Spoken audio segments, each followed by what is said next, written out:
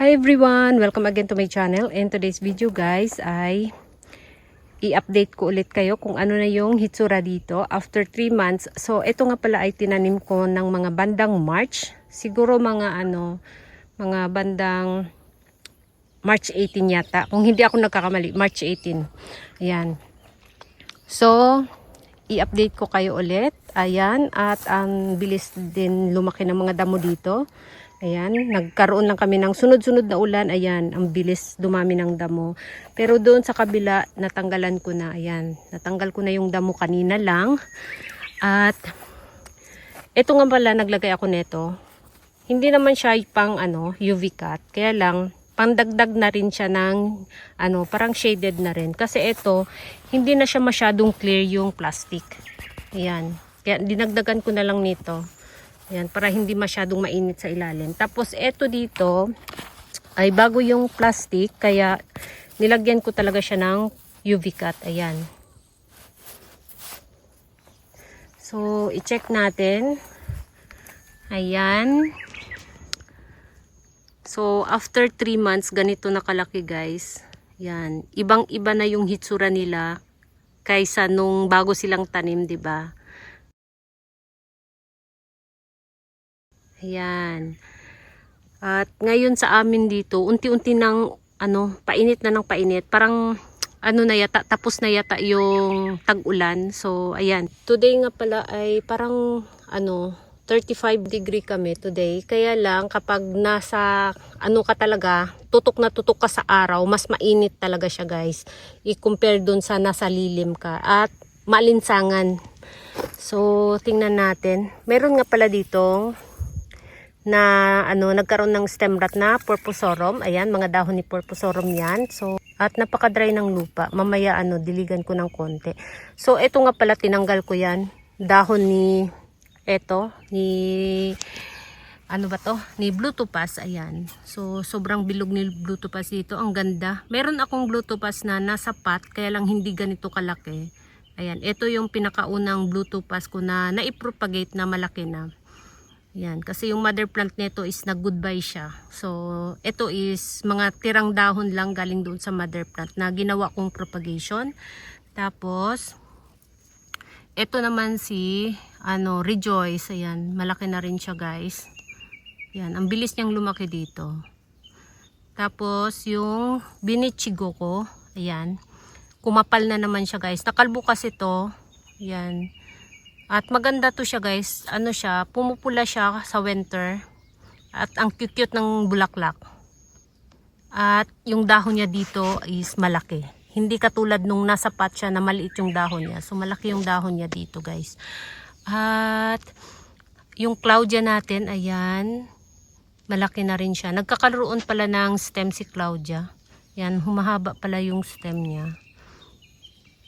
Yan, sarado yung niya. Patiklop yung rosette niya. Tapos yung natin dito, si pinkberry na makapal na rin. Kumakapal na talaga siya guys. Ito yung original na pinkberry ko. Tapos, nag-cuttings ako dito ng mga ilang beses na. Tapos, yun yung ginawa kong mga propagation. At ito siya pinakapuno. Ito yung nabili ko. Ayan. Kasi nakalbo siya, nilagay ko dyan. At ngayon, ayan, kumakapal na naman siya. Tapos ito si Flower Blanc ang pangalan nito. Yan. Na para siyang si Ronyoni Ay, pero iba talaga yung dahon niya kasi mukha lang sila ni Ronyoni Ay. And then yung mga nilagay ko dito na nasira na Pachyphytum compactum, ayan, nag-umpisa na naman silang gumanda ulit. Ayan. Tapos yung nasa gilid na mga si Marum, late ko nang tinanim yan guys kasi nga nagripat ako ng Marum. Yung mga na-damage kong Marum, niripat ko, nilagay ko sa bagong pot, tig-iisang pot. Tapos ito is sumobra na, ayan, ako dito, siningit ko na lang dyan sa gilid. Kaya maraming Marum dyan sa gilid at dito rin sa kabila. Dito rin, ayan, mayroon din dito ito. Tapos, yung kinalbo ko na na ruby tent, ito na siya guys. Ito yung mga pinakapuno na nabili ko na rubitent, itong tatlong puno yung nabili kong rubitent, at kinalbo ko, ginawa kong propagation. Tapos ayan, yung mga bagong suloy ay malaki na. Yan, makapal na, diba, si rubitent. Tapos itong katabi naman si Ririna. Yan, ang hitsura ng niya, dahon niya ay purple ang kulay. Tapos meron siyang farina. Ayan. Kasi kapag nasa pot to siya, guys, maliit lang siya. Ang tagal niyang lumaki. Kaya naisipan kong ilagay siya dito. Baka sakaling, ayan nga, lumaki siya. At yung mga babies niya ay, ayan, mayroon siyang mga babies. Nagkakaroon siya ng stem. Ayan. Marami akong nilagay dito. Kasi ang bagal niyang lumaki kapag nasa pot siya. Kaya, ayan, nilagay ko siya dito. Hindi ko alam kung meron ako nito sa pot. Parang nilagay ko yata lahat dito sa ginawa kong garden. Tapos, yung natin dito, lovely rose. Ayan, ito yung pinakaunang lovely rose ko na napakalaki. Ayan, wala akong lovely rose na nasa pot na ganito kalaki. Ang laki niya, oh. Grabe, ang ganda niya, ang chubby ng dahon. Diba? Tapos, itong katabi niya ay si Red Bell. Yan, para siyang si Purpusorum. Kaya lang, matulis yung dulo ng dahon niya. Kung nakita ninyo, ayan o, ang tulis ng dulo ng dahon. Sobrang tulis, guys. At, nga lang, marumi sila, maputik sila. Kasi nga, kapag umulan, ayun, natatalsikan sila ng putik. So, ayan, marumi yung dahon niya. Tapos, meron ako ditong si Blue Haze. Ayan, mga Blue Haze ko na naipropagate ko rin sa dahon. Ang laki, ang chachabi ng mga dahon. Yan. Yan, mga Blue Haze. Yan, oh. Ang chubby ng dahon, guys. Tapos, meron ako ditong Sedeveria humilii. Yan, kumakapal na rin siya.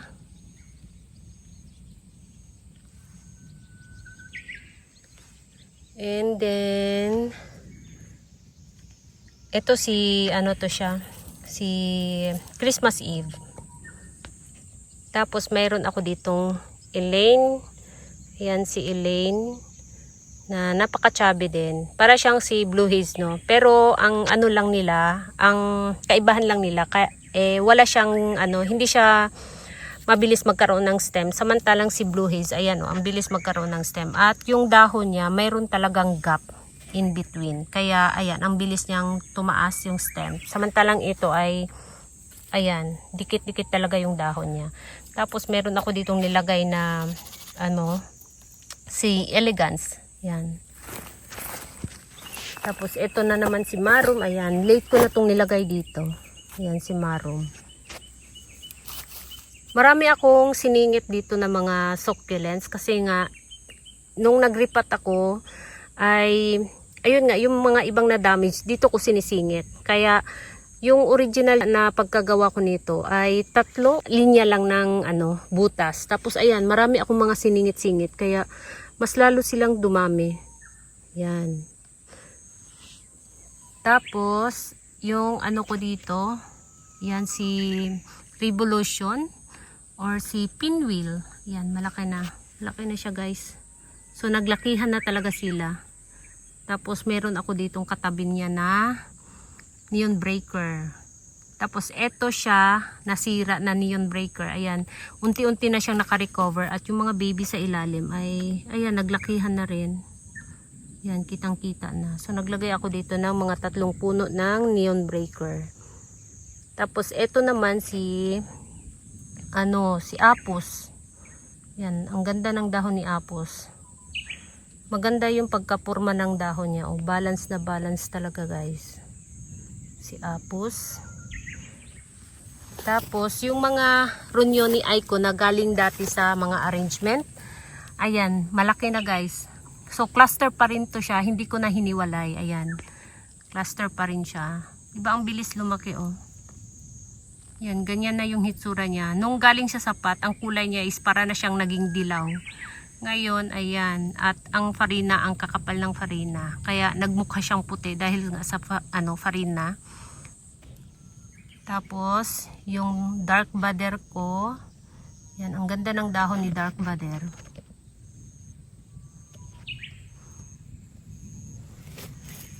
Tapos, ito nga pala yung na-damage ko last year na si orpit. Ayan, yung nasa pot pa siya guys, 'di ba? Pumapangit yung dahon niya. Kung nakita ninyo yung ibang video ko, pinapakita ko siya. Ang pangit ng dahon niya. Tapos lagi siyang nagkakaroon ng mga mushy leaves.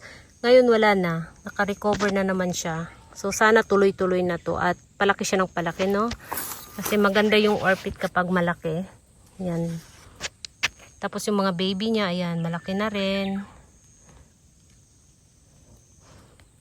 Tapos, mayroon ako ditong Dendrobium na, ayan, malaki na rin. Natabunan na ni orpit. Yan, mga Dendrobium to sa gitna. So, tanggalin natin yung Ito, mabilis lang to siyang i-propagate guys. At maganda yung dahon niya sa flower stalk. Ang ganda kasi mga chachabi. Ayan, ang chachabi at ang ganda i-propagate. Yan oh. Diba? So, dahil marami na akong Dendrobium, ayun, hindi na ako nagpo-propagate ng Dendrobium. Yan, ang bilis lang din niyang magkaroon ng mga suloy, mga babies, ayan. So, yun na lang yung i-propagate ko, i-cuttings kapag gusto ko ng Dendrobium na ilagay sa, mga arrangements, ayan. Tapos, ito naman si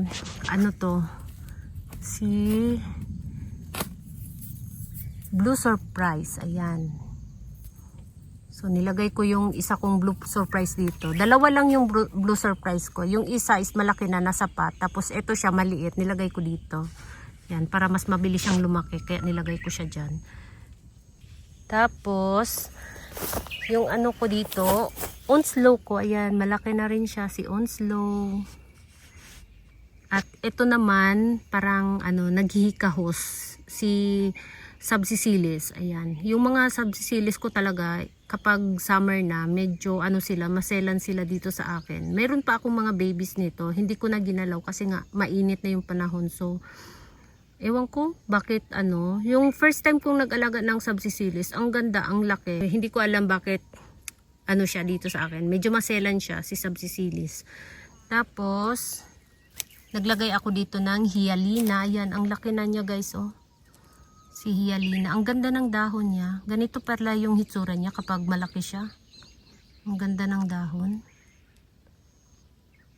Tapos, ito mumuka. Siningit ko itong maliit na mumuka. Tapos, ito naman si, Musan. Yan. Hindi na siya mapula. Yung nasa pot na maliit, mapula pa rin.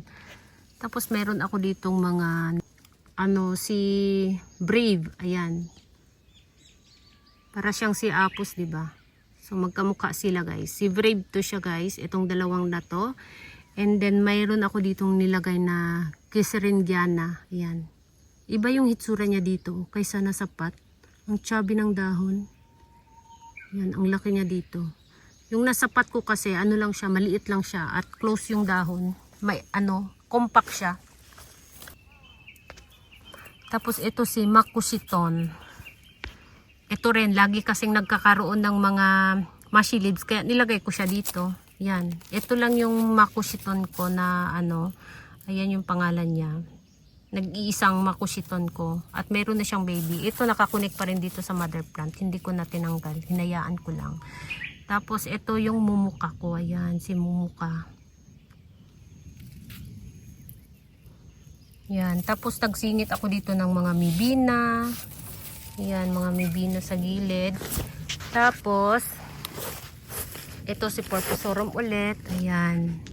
So, nabili ko nga pala to sa sa Daiso. Ang pangalan niya is Yamato Nishiki. Ayan, kamukha siya ni Porposorum. Kaya, Porposorum din yata to. Ayan. Tapos, ayan, mga elegance. At, ito naman si, Snow Bunny. Yan, malaki na si Snow Bunny. Tapos ito talaga guys, oh. Ang laki na niya, oh. Ang laki na niya guys. After 3 months, ganito na siya kalaki. Ang pangalan nga pala niya si Hyalina Hybrid. Yan, Hyalina Hybrid. Ang ganda ng dahon, di ba?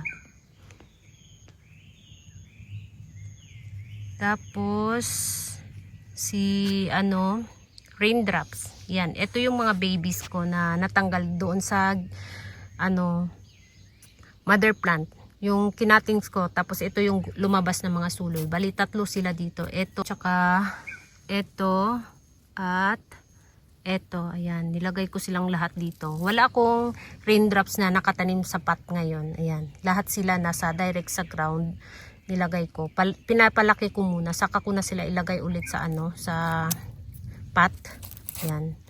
Tapos, meron ako ditong si Nana Hukubini. Ayan. May babies na rin siya. Ang bilis niya magka-baby, oh. May mga baby siya sa ilalim.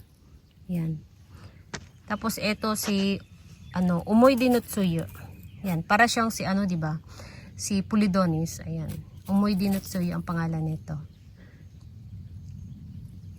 Tapos ayan, at yung ko si Margaret Trapenkoy, guys. Ayan. Ang laki na ng babies. Nag-cluster na siya. So, sana tuloy-tuloy lang, guys. Kasi kapag tag-init na, ang bilis niyang manlagas ng dahon. Para din siyang si Tito Vance. Ang bilis din manglagas ng dahon. So, sana tuloy-tuloy lang siya dito. Yan. Kasi, ayan, nagka-cluster na siya. Tapos, si Moonstone. At yung nilagay ko dito na, ebony. Ang taba ng dahon, oh. Ang tigas ng dahon sa ibabaw. Pero yung dahon sa ilalim is ayan, malambot. Tapos yung nilagay ko na Crispy Beauty, eto, yan, medyo malaki na siya ng konti. Ang ganda ng dahon niya, oh. Sobrang curly. Tapos eto yung hinedcut ko na madiba. Yan. Ito yung pinakapuno. Mayroon siyang 3 babies. Ayan. At ito mga to siya, mga Margaret Trapen. Yung mga dahon na natira sa Margaret Trapen, yan. Lumaki na yung babies. Tapos naglagay ako dito ng champagne na, ayan, tumabingi si champagne. Hindi ko alam bakit tumabingi siya. Pero ayan, hayaan na natin, okay lang yan.